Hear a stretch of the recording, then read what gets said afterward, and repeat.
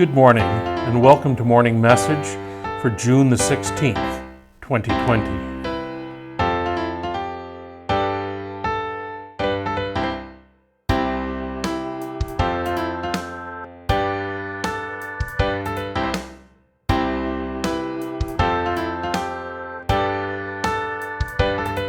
There's a TV show called Queer Eye, and I'm not a regular viewer of the show. The show's about fashion and makeovers and things like that. And, I kind of miss the hockey playoffs and the start of the baseball season. Those are things that I would more likely tune into. I have nothing against the show. The few times that I've watched it with the girls, it's been interesting. Anyway, the new season that's on Netflix, one of the episodes features a Lutheran pastor. And Keely was telling me about the show, so I decided to watch it. And it was very interesting and entertaining, of course. One of the things that they talked about was attracting people to the parish. And one of the ways to go about that is to increase their presence on social media. And so the suggestion made to the pastor was that, he take a verse of Scripture and talk about why it's significant or important to him, and then post that on Instagram or other platforms, social media platforms. And so I thought I'd take that idea and talk today, and perhaps in a few episodes following, about some of my favorite pieces of Scripture. So I thought I'd start with my absolute favorite. It is Matthew. I'll look at my Bible open to the page. It's Matthew chapter 5, the first 12 verses. People are very familiar with this scripture. I'm not going to read it for you. You can look it up, chapter 5, verses 1 through 12. It's the Beatitudes. It's the beginning of the Sermon on the Mount. In Matthew's Gospel, it's the first public statements that Jesus makes to people, describing what his ministry is going to be about. And it begins with these wonderful words. Blessed are the poor in spirit, blessed are those who mourn, blessed are the meek, etc., etc. There is the New Jerusalem Bible, which isn't a fantastic translation, but it creates an interesting juxtaposition to the ones that we're more familiar with. So in here, rather than the word blessed, you would find the word happy. Happy are those who are poor in spirit. Happy are those who mourn, etc., etc. This is the verse of Scripture that it's one of the ones identified as a gospel lesson for funerals or celebrations of life.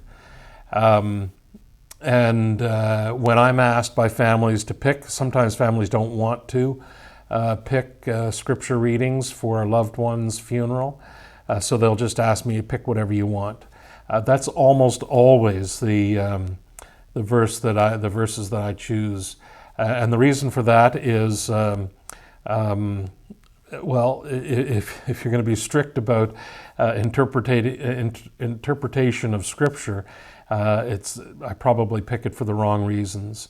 I like that line to be heard at funerals: "Blessed are those who mourn, for they will be comforted." The reason I say that that's not a good use of the Scripture reading, I don't mean that it's not a good use, so much as it doesn't really reflect what's going on in the scripture lesson, but I use it because I think it's helpful to families to know that mourning, that grieving process, doesn't have to last forever, and so it's a helpful message in that sense.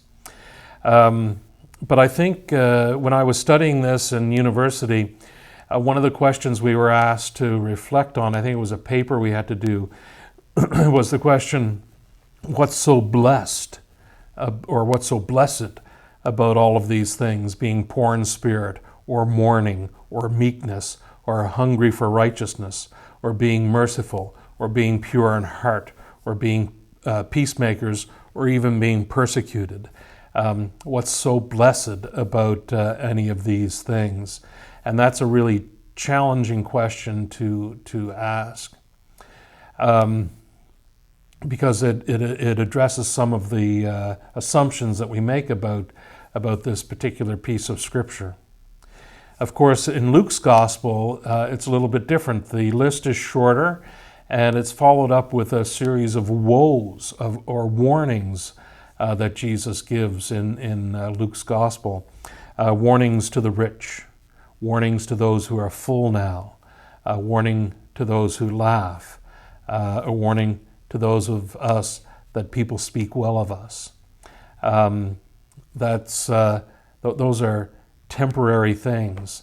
And what the gospel of Jesus Christ is trying to draw our attention to is eternal things, continually living in the presence of God. And so the significance of these words from Luke's gospel become significant when we start thinking about them in terms of a warning as well, and it can change our perspective on it. So the focus for me isn't really so much on the words that Jesus says, but who he's saying them to. This is what makes this piece of Scripture so significant for us. He's speaking to a group of people who are not feeling blessed. He's speaking to a group of people who feel as though everyone else is blessed. These are those who are poor and meek, etc., etc. And the message that Jesus is giving to them is that in fact God is with them on their journey of life, For me, that's the significant part of these words, is as we hear them, that on our journey, God is certainly with us. No matter how poor we feel, no matter how poor in spirit or mournful we happen to be, God is with us. And certainly when we consider the circumstances of the world now, the violence that's going on and the resulting protests that are happening and the violence involved in those things, COVID-19. There's lots of things that cause us to worry and to feel anything other than being blessed. But I think the message of Jesus Christ resonates with us today, that even in the midst of all of the things that are going on in the world and in our lives, God continues to be faithful and is present with us and journeys with us through all of this. This is my hope and prayer for all of you today, that you will, in some measure, this day, feel God's blessing upon you, despite all of the things that are happening in the world, all of the things that are happening in our own lives. God is with you. Amen.